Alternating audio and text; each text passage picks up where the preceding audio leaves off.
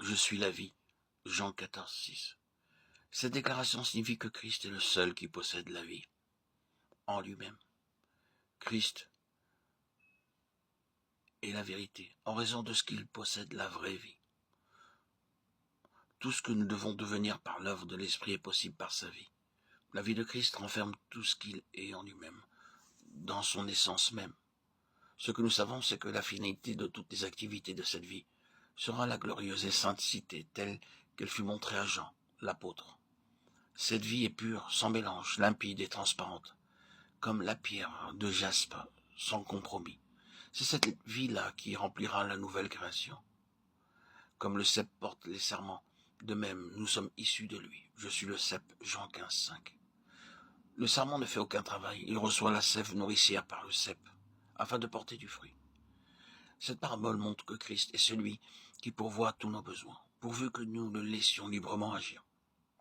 Tout comme le sarment doit connaître l'émondage, de même, nous aussi, nous devons connaître la discipline et la correction du Saint-Esprit.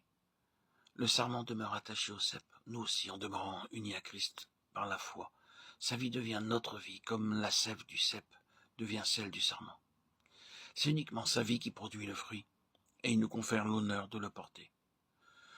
Aussi, en tant que sarment, Dieu doit voir en nous le fruit de sa propre vie en Christ, l'amour, la joie, la paix, la patience, la bonté, la bienveillance, la foi, la douceur, la maîtrise de soi.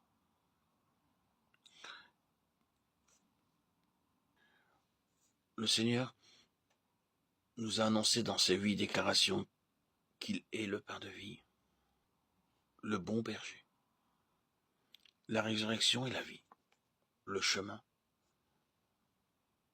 la vie, le cep. Toutes ces déclarations faites dans l'évangile de Jean constituent l'ensemble de ce que Christ est pour nous, et par conséquent de tout ce dont nous sommes participants en lui. Que le Seigneur nous accorde la grâce pour persévérer dans une offrande joyeuse, afin que tout ce qu'il est devienne notre expérience.